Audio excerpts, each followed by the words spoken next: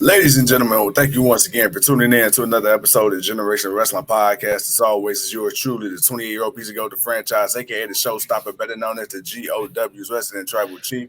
And with me, as always, I got my tag team partner, my brother, my family. He is the flyest in the room, Mr. 1, 2, 3. Pin that ass down, K Breezy, aka King Two-Code in the building, bro. What's going on? Man, nothing much, man. Chilling, doing what we do. Man, it's Evil Thursday, bro. So of course, man, we got to kick off, man, with the next episode, man. We gotta talk about this Miz, man. We gotta talk about this guy from Yeah, Parma who a lot of people consider to just be a loud mouth, and I mean a true loud mouth. Uh, aggravating. You want to just slap and kick and punch and break his jaw type of a guy, mm-hmm. who turned out to be one of the most sports entertaining guys in the company ever. I think he embodies what Vince envisions for sports entertainment. I think that's truly the Miz. Absolutely, absolutely. And then you go back and you look at the background. So so often we talk about different eras of wrestling and stuff like that. We talk about the Attitude Era. We talk about the Ruthless Aggression Era. We talk about the Reality Right, Era. We talk right, about the current right, era right. now.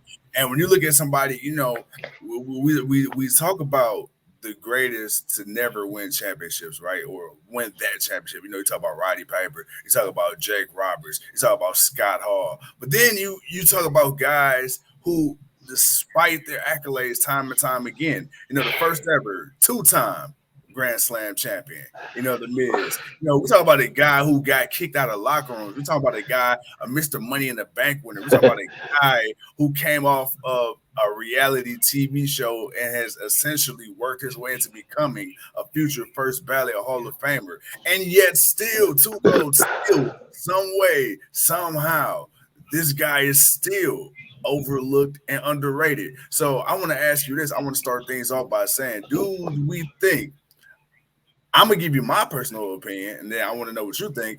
I think The Miz, and say whatever you want about him, he may be the most accomplished, underrated wrestler in history. Oh, most definitely, because when you think of when you think about the Miz's in-ring work, you do not have him in your top 10. Hell, I doubt if you got him in your top 20. Unless you're just that much of a mark for Miz. You don't have Miz in your top 20 as a wrestler. All right. And then when you want to give him promo skills, you want to give him charisma, he's one of the best. Yeah, man, it just like I say, when you think about him starting out on the real world and Mm-hmm. all the stuff that he went through and his him finding that character to be the Miz. You think about it, man. We Yeah. watched the Miz. Well, I didn't watch it, but if you watch the real world, you watch the Miz become the Miz. He just didn't have it harnessed. He didn't have it. He didn't have it all the way down yet. He knew Right. what it could be, but not knowing how the business really works, he didn't have that true understanding, and you got to see him flesh it out as the years go by. But I think one of the key things that were said was even by Maurice is that the Miz is always that guy that speaks for Mike. Yeah. Like Mike never really gives his frustration on what he's really upset about. It's always the Miz that says it and put it out there. But in a way, that's kind of good that you have a way to express certain things, because you think about the stuff that Miz went through, man. Was Yeah. some of it justified? Maybe or maybe not.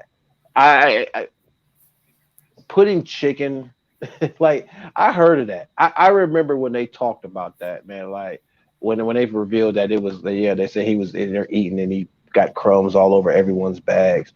And it's like, well, when everyone went in there, did they see crumbs all over the floor? Did they see crumbs all over their bag? Like I'm asking questions in my head, like Yeah. any of these other people ask these questions. But then again, man, when somebody says something, and everybody's universally kind of against someone because he didn't go through the typical route. He kind of got his start being a host. He didn't make it through Tough Enough. He came Right. back as a host. and then they gave him opportunity, and people have kind of felt certain way about it, but he can do the one thing a lot of them couldn't do, and that's go out there and talk shit and Yeah, be a presence on the microphone. And that's what they needed. And The Rock was gone. A lot of your big talkers were either semi out or not there, or were gone, and you needed fresh guys. And John Cena and Miz and a few others were those guys that they were the new promo guys. And like you said, regardless to what you think of them is, you got to give them credit there. You got to give them credit there. Now, the Miz's credibility throughout the years, can you question that? Hell yeah, you can question that. I think you can question that more than anything, because there's been moments and times where he's had some really good rivalries. Like, I'm not gonna lie, him and Dolph Ziggler has actually had a great back and forth. Him yeah, and Daniel Bryan, when Brian Daniel Bryan was there, they had a great back and forth, especially with them, with it being a mentor to mentee thing in yeah, NXT, when yeah, NXT was still doing this goofy stuff with the yeah. races and all that other BS. Before it got to the NXT, we all knew and loved and wished it was still around now. But when you think of some of the people that the Miz has gone up against, yeah, the charisma took over. And as the years went on, his in ring work got better. Miz went from being a guy that pretty much got his ass whooped to a guy that could at least work a wrestling match. Yeah. He was never flashy. Hmm. He always used other people's moves. And so it's not like, and I think that's what other bother people too with Miz. You could just tell the dude wasn't just, he was a worker. You want him to go have a technical match with somebody, go have a catcher's catch can kind of match with somebody. Nah, that's not happening. Not Miz. Nah, that's not happening. Right, right. Uh, but you want him to go out there and make somebody look, and you want him to go out there and make someone else look good while people are cheering him in defeat. You Yeah. got to give him credit for that. Yeah, you got to give him credit for that. Well, the name of the game is asses and seats, right? One of the two things, right? People either want to see you kick ass or get your ass kicked, and if they don't want to see you do neither, they're not seeing you in catering, waiting on your future endeavors. Right, exactly. So, Exactly. but let's talk about Miz, because we understand professional wrestling, at least on the WWE side of things, has always been a big man's game. But then you got a few people, man, who slip through the cracks, who are the exception to the rule. The Shawn Yeah. Michaels, the Bret Harts, the I said the HBKs, the Miz's, the AJ Styles, the Rey Mysterio, the Eddie Guerreros, the Dean Malenkos. Now, granted, Eddie, he got a little beefier toward the end of his career. Chris Brown got a little beefier, but stature-wise, still not big guys. And then you got a guy like the Miz. You talked about this in-ring style. There was a Right. segment that happened between Talking Smack with Brian Danielson, or Daniel Bryan at the time, and the Miz, and Daniel Bryan. He brought us some real life stuff, like you said. The Miz stealing other people's moves, the yes kicks, which the Miz took and made the it kicks, and Brian also criticized Miz's in style performance. Now, in Yeah. ring style, excuse me. Which is justified. Which is justifiable. It is justified. It is justified. But then when you look at the longevity of the career of the Miz, is if you want to be critical of it, you can. But then if you look at what he said in response to that, because of the way he's wrestled or lack thereof, his career has been stretched longer. He hasn't really suffered any major injuries. When you look at the guys who are on top of the business, the John Cena's, the Batistas, the Triple H's, the Takers, the Flairs, the Hogans, these guys were running at breakneck speed. And guess what? They suffered some pretty lifelong threatening, injuries. The Miz really has been the exception to the rule because of that. So what are you? And here's the thing to that, and I hate to interrupt you on that one, but here's the thing to that: the Miz never had the workload that those guys had. Yes, he was there. Yes, he did stuff. But a lot of the times, the Miz either talked or got embarrassed or got his ass whooped or had a quick match or ran out. The Miz never wrestled and had matches like those guys did. He was never, not to say he didn't have some matches, but he was not consistent with a lot of his matches. There's been many times we watch Miz come and do something stupid and get pinned and a quick match or something. Yeah, it's been every now and then. When you think of the WrestleMania match he had with Shane, when you think of like I say, the rivalry he had with Daniel Bryan and with the Dolph Ziggler, and just some of the matches that those had. You talked about the Talking Smack promo, which he was in 100% of the right by then at that point, because that was at a point where they were actually pushing Miz, and Miz was actually looking legit. Like he was taken as a serious threat. He was the Yeah, Intercontinental Champion. He was defending the championship, but beating people. It was his bringing prestige to the Intercontinental Championship. Like yeah, that was one of those moments in his career where he was really like, all right, like damn, you know what, Miz, you stepped up. Not only are you having credible matches by being able to keep up, but you look better than what you started out to be.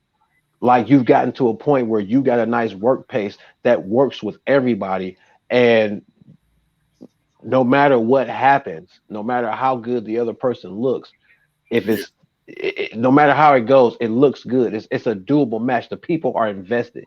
The way you work a match, because you being that heel, being that guy that people like to see get his ass whooped, you play that well, and you play it well throughout the match, and you got to give him credit there. So when it's been legit, yeah, the Miz goes out there and do their thing. But that's the thing about the Miz. He's had a long career because he's taken a lot of the BS spots that don't require him to be out there that much. I mean, hell, there's been points in times where you don't even see the Miz for a month or two or a few weeks, where those other Okay, guys, but they were there every week doing something, battling, fighting, getting jumped, doing something.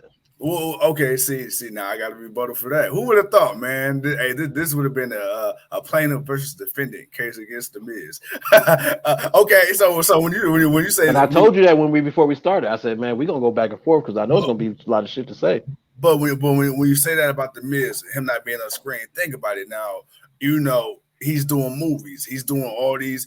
He is probably one of the guys outside of John Cena, probably Roman Reigns now, who's been a true ambassador to WWE. I mean, when you think about it, the Miz, True, whenever they needed true. a media appearance, it was either Cena, you had Miz, and you maybe depending who other top guy or girl was at the time, be out there. But it was always Cena doing the Make a Wishes. It was always Miz, and Yeah, then you had him doing the straight yeah, to DVD yeah. movies and shit like that too, the Marines and all that.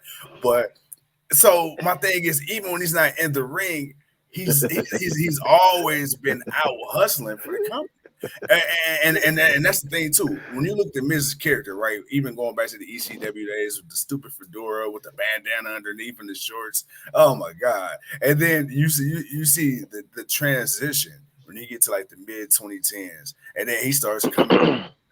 With the suits and everything, he starts to dress the part. I really Yeah, feel like yeah. that's where Miz really kind of fell into. Okay, I'm one of the top guys in this at this point in time right now. I feel like once he started dressing serious, yeah, I felt like it was a little bit of the Hollywood kind of portrayal of the Miz character. But I also believe once that started happening, I believe the guys, the higher ups in the back, like, okay, this guy, he looks well, he can talk. Okay, we already know what he can do on a mic. It's one of them things where I feel like he's kind of gotten away with the in ring because of everything else that he can do outside of it. I feel like, and I mean this as a compliment. The Miz is a company guy. When I think of the perfect company guy outside of a John Cena, right? I think of the Miz, or outside of a Cody Rhodes. Because look at it. Who's gonna put your company over like the Miz? This dude, man, it don't matter if he winning, losing, whatever. The Miz is going to talk up WWE. He gonna come in with a Mhm. nice 3-piece suit. He got a hell of a wife, beautiful family. Like the Miz is minus the muscles, the Miz is everything you want in the face of your company. Yeah, you are absolutely 100% right, bro. The Miz is a company guy. He is such a company guy that his biggest movies are all WWE movies. Yes, and he does not care. He would tell Yeah, you, "I yeah, know it's he frustrating to does give you not care. Now, that is a good thing and a bad thing. Okay, so we're not even gonna let you get that one. I got a rebuttal for that because they're all WWE movies. Excuse me. And you know the movies are D-list movies. So therefore Hey, there's a he A-lister in disqualification. WWE world. He says he's the A-lister. And I respect that. I respect that. You Yeah. gotta have that mindset going in as your character that and it's the way he said it, man, that he's so insecure that he's telling you he's an A-lister and Hollywood is calling him, but it's not Hollywood. It's just the production truck from the back to tell them to come back to catering so they can finish filming the next scene. That's all that is. It's not. He's not going to Hollywood. Hollywood. He's not doing John Cena movies. He's not doing the Rock movies. He may do a TV show here and there outside of his, but he ain't really doing. Nah, man. And I'll give him his show. I'll give him his show. Yeah. Miz and Maurice. It is what it is. It's definitely helped propel him. Cannot disregard that.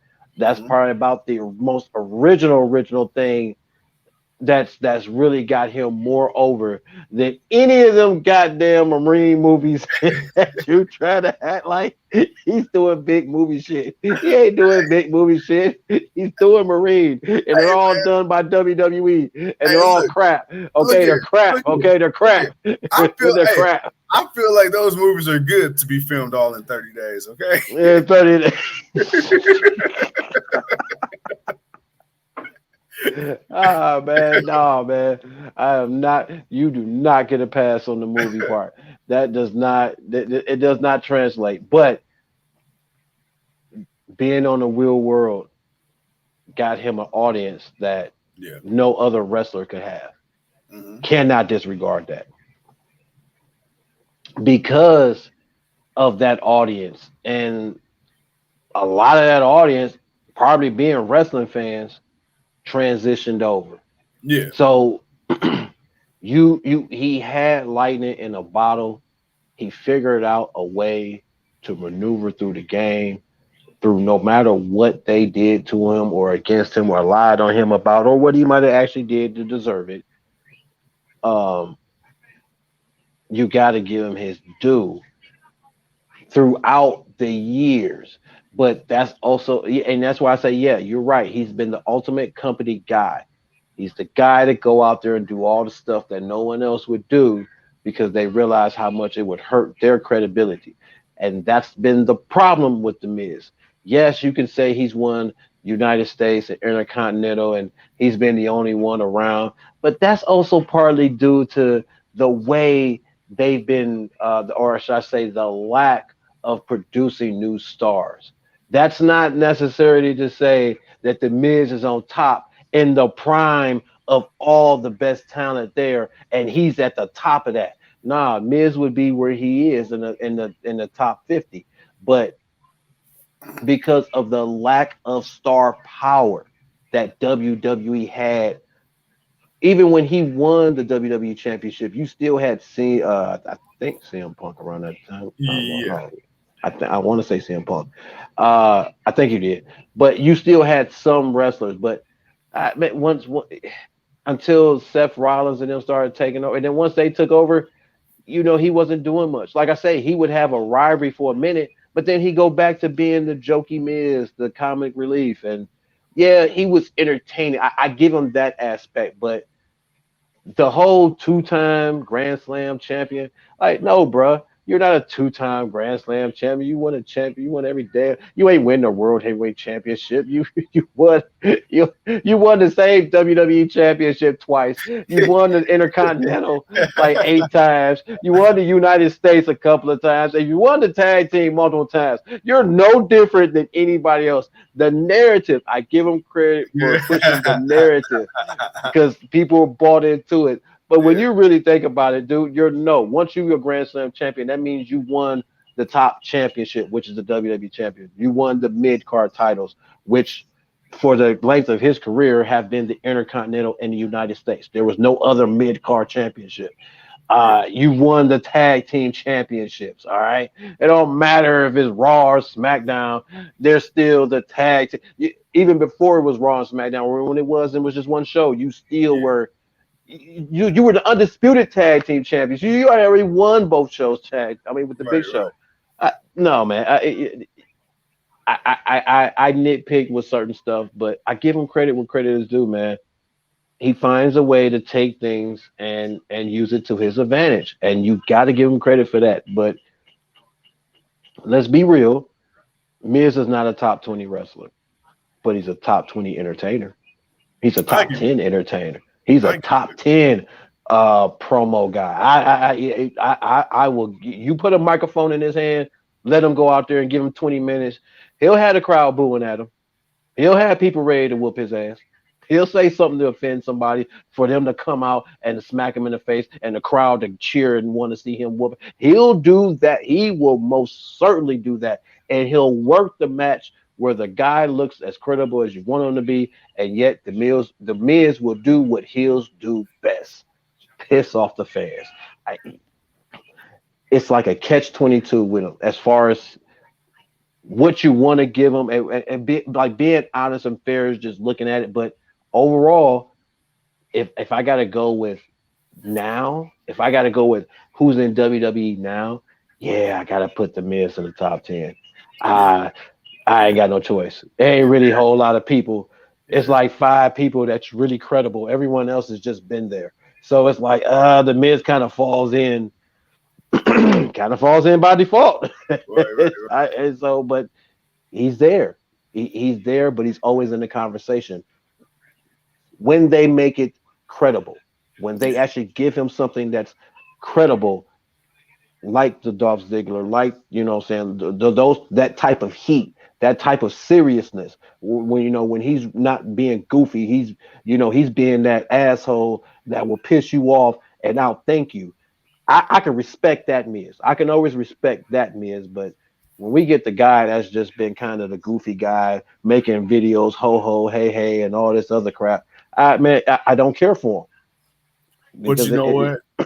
But see, and this is where it's like I hear you, but this is kind of where he gets more of my respect, because there are so many people who were put in Miz's position to where, hey, go out here and do these goofy ass storylines, and then it's over. Like their career just never recovers. It's like it's a fucking done deal. So when you get the rare people like a Miz, hell, even the Dolph Ziggler, like and we're not gonna talk too much about Dolph, but just to kind of tie it in, the fact that Dolph Ziggler can go out here and lose 98% of his matches, and he's gonna fucking lose, but there's still like that little bit of hope in you, like, damn, like I know he's supposed to lose. I know he's like the resident jobber, but god damn, this dude is good. He knows he's good, and you can never really 100% count him out, even if you're 99.99% sure he's going to lose. So with the Miz, with his storylines, and you never think that way about the Miz. You never think that way about the Miz when you get in the ring.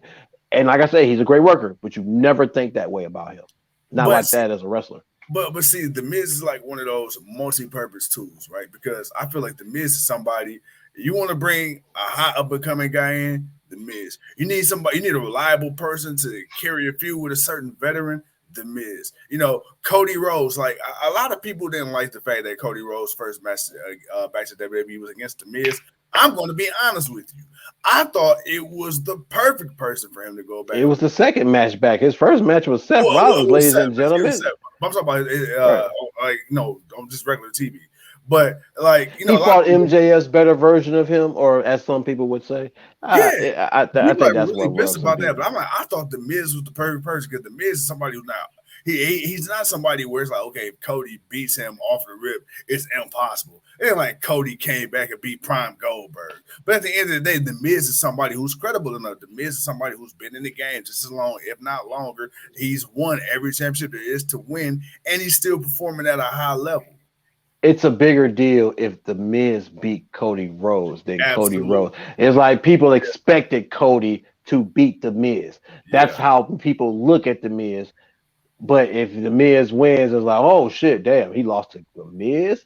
How you gonna lose to the Miz, bro? Like, how do you, like, so? And that's the respect you got to give the Miz to where he's that credible enough to where he can make a guy look as, like I say, as credible as he needs to be.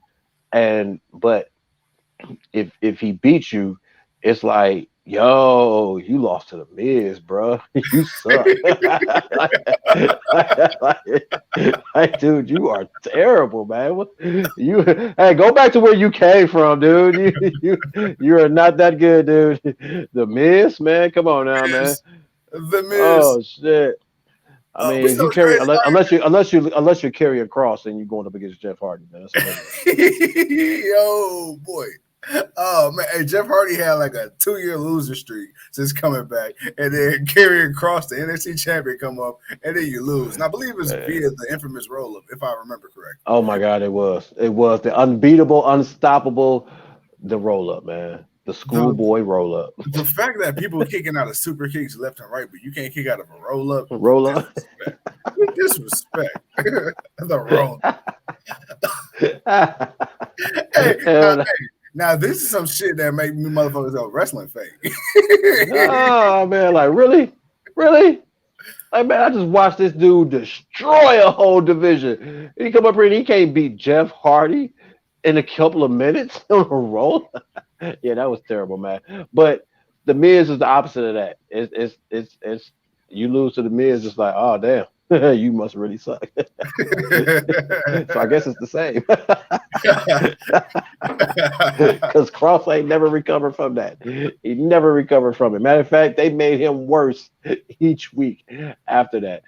But at least with the Miz, you get at least with the Miz, you can always count on him to do what he does best, and that's run his mouth. And that's what keeps him credible. Like to me, like I say, his match, he hangs in there enough to make the people look good. Mm-hmm. He gives you the moments that you want to see. Sometimes he'll shock you and surprise you. Like I say, that match with Shane at WrestleMania, bro, like damn, dude, it was like one thing. I know some people was probably like, man, yeah, Shane is carrying Miz. I'm like, nah, man, the Miz is carrying Shane. Yeah. Like, yo, he is like a wrestler. Right, like he's carrying Shane through this whole match. Yo, get the Miz his props. Like, and when they put him in that position, yeah. But the problem is they don't really put him in that position. Like, man, yeah, take a serious Miz. Come on, man, just think about that. A serious Miz, a Miz that it like is that Chris Jericho kind of who else I want to say? That Triple H kind of villain. You know what I'm saying? Wearing the suits. You know, that bad guy. That bad guy, man. You know what? I got one for you. Eric Young. How he revamped himself.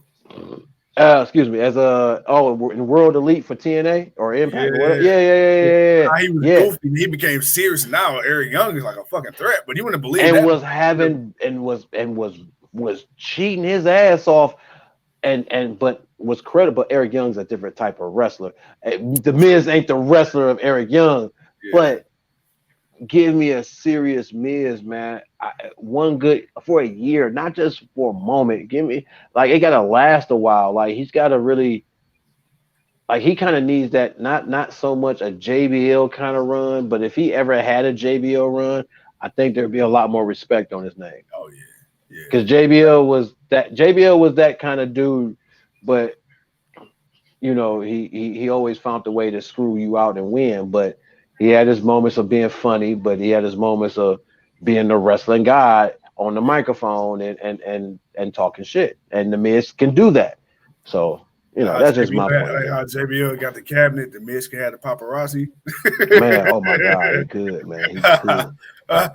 But bro, we talked Yeah. about this earlier though, man. And I want to bring this up, man. The talking smack moment, man. Yeah. Dude, like obviously uh that was Miz not that was Miz shooting from both hips. Like he wasn't even shooting from the hip. My man was shooting from the shoulder with a bazooka. Like my man was just launching them at Daniel Bryan. And you felt the animosity because obviously these two really had a beef with each other. They had a dislike. They damn sure had a dislike with each other. So, but it was that moment and that moment only where it was probably the most I ever wanted to see the Miz get pushed to the moon. It was like if there was ever a moment where he was like, man, just so like he hooked me, man, just by with his emotion. He wasn't joking, he wasn't playing, he was being damn serious, and he was backing up what he was saying because he was backing it up, man. Like the dude was like the longest reigning intercontinental champion for like a long time, at that point in time. So it's like, yeah, he was. I argued and debunked some of his claim, which is I still stand by, but I can't ignore that moment in time where man he was really the best heel in the business. Yeah. And I wish they'd have pushed him just a little bit harder, man. But your thoughts on the Talking Smack episode? No, I mean, no, absolutely. And my thing was, it was weird because talking smack, right? They always say like talking smack was not scripted and it's sort of be like reality based and yada yada yada. And to a degree, you kind of felt It that, was. but it always kind of felt 50-50 to me. Like Oh yeah. half of it was like, okay, it's not scripted in terms of what the response will be, but it was scripted in the sense of okay, hey, just a heads up, like we're gonna probably talk about this, but say what you want to say about it, type thing. That's how I felt about it. But when you had the Miz and Daniel Bryan at the time when they got at it, Mm. there was nothing fake or kayfabe about that. Like you said, you could even see Renee at the table. Like it was super uncomfortable. I'm like, oh shit, like they're for real. And then when Brian got up and walked away, and the Miz was like, no, don't you want me? Bring that camera here. I'm like, oh, okay. Like now we're breaking the fourth. Okay, so they're serious. And then I think the thing that kind of something is so simple, but it awakened the little kid in me when Mhm. when Brian said, I think the way you wrestle is soft. And he didn't say nothing vulgar. He didn't raise his voice. It was like No, it was very blunt. It was just very outside. that's how that to me Yeah, that yeah. stung even more than getting yelled at because it's like, oh, dude, you said this was such calm in your voice. Like, oh, you mean this shit? Like, you're not even trying to And convince that's me. what the man said. He said it wasn't that he said it. It was how he said it. Yeah, and then the Because fact he that was just so and you got to think a guy like Daniel Bryan, you got yeah, to understand where he comes from. You got to understand the level of how serious he takes this. yeah, And again, it's the one thing the Miz says that has always been against him, and it's other guys being envious of his spot. yeah, If people can talk and react the way the Miz did, there'd be a lot more better people in oh at the top of the card. oh yeah, But Daniel Bryan wasn't one of those guys that was talking like the Miz, but he can damn sure out wrestle the Miz. But yeah. no, man, that was it was the way he said it because he was just so real. Like, dude, I think you're soft. You ain't really that all that great. Like, And that was the crazy part. You it's can see the men like kind of take it back, like, whatever, dude. oh damn, bro, Whatever, dude. this ain't part of the script. Right, damn, dude. You're like, where, damn, you could have put a little more emotion into it. Nah, man, you lame as shit. All right, okay, I got your lame as shit, and he led into him, and that was cool. And I wish they kind of did push it a little bit further, but it would have been nice for him to push that to the top title. Oh I mean, yeah, you could have he could easily have got a did something. WWE World Championship out of that, easy. He could have got a better run than the first one he got. Yeah. damn sure better than the second one. To be honest, Because but then you could have used that Miz, like like the angry Miz girl. You could have really used that Miz and going back to just like a more serious character. Man, this dude could have been on the rampage. Like this mother, he really could have been out here seeking vengeance, choosing violence week after week. Oh, you think I'm soft? And you just coming in, bro, and you just beating the shit out of people, being as dirty as you can be. do you realize the Miz could be a WrestleMania moment for someone new that you want to bring up to be Yeah, for the title? yeah, Like, I know people thinking about that, like, the Miz and a wrestler, man. I wouldn't want to watch the Miz. I mean, even though we did the first time, but he wasn't the guy that he wasn't the guy he was 5 years after that when he yeah, fought John Cena. Like, if yeah, he was the guy he was 5 or 6 years after that match, that'd have been a different story. But yeah, uh, if you imagine if they'd have gave the Miz a serious run and and he builds himself to be the. I mean, he gets the Vicky Guerrero. And it's not like he couldn't get it, but if the yeah, Miz could get the Vicky Guerrero type heat yeah, and build somebody up to be that new face of the company or whatever, and have them beat him at WrestleMania, you can have all the Goonies and all that you want because it's the Miz. You know he's got to have backup, typical heel right, shit. But dude, that would be really, really. I think that could be a moment where it's like, yo, man, this dude became a star because he beat the one dude everybody wanted to see him whoop ass. Like no, like everybody, like everyone cheered so loud. Why? Because they wanted to see the Miz lose his yeah, championship. Like it's more about seeing him lose than anything. And whoever it is, the people would be so behind it. So if you put somebody legit, yeah, man, that yeah, could really move things forward. But hey man, it's the Miz, man. He's definitely gonna be a first ballot Hall of Famer. Again, not a top 30 wrestler. I keep taking him down further and further down the list as we go. Uh, but I give him top 10 as an entertainer, oh yeah, charisma, for sure, uh, for sure. promo skill guy. You need a character. He's a character. He is a character. I top 10, one of the top 10 characters in the business. You cannot disregard that. I can Hey, look, crap on his wrestling, but I give him credit on hey, everything look, else. with all due respect, man to man. Woo! I got to move him up a little bit in the entertainment category because if you pull Maurice, my brother, I don't care how lame your wrestling is, you doing something, man. My boy hitting some type of moves. Yeah, he ain't one. He ain't no Ric Flair. All right, he ain't no Nature Boy. So, yeah, but he up there though. Yeah, he did. You gotta give him what credit he did. Hey, hey, Hey, hey, he ain't hey. just pulled Maurice. He pulled Maurice and got two babies. Two. So two babies. So yeah, that boy, look, he doing good. He doing good. Hey, hey, So hey, yeah, hey, hey. yeah, yeah. You're doing the Cleveland area proud, sir. Hey, Much man, for love, man. real, man, for real, man. But other than that, man, it was a good show. Just a good way to and kind of like just dive in a little bit more. I'm pretty sure some people probably knew, some people probably forgot, some people probably didn't know because there are people who really just don't like the Miz. But I like the way that they broke it down and just how he dealt with a lot of that stuff, and also just the realness of him feeling some type of way of the way that people look at him or complained about stuff and now where he's at and just where he wants people to finally give him his due and his respect. And let's be honest, the Miz has that respect. uh he's that asshole clown, man, that just like, this dude again, man. Let's see what he does this week, man. He's about to do something. Let's see who comes out and smacks him in the mouth. But you just get used to it. He's that annoying little brother that just does not go away or does not shut up and is always just running their damn mouth. And he's one of the best to do it. With that being said, ladies and gentlemen, that will wrap up episode number 2 of WWE GLW Evil Thursdays as we take on the hometown boy, The Miz.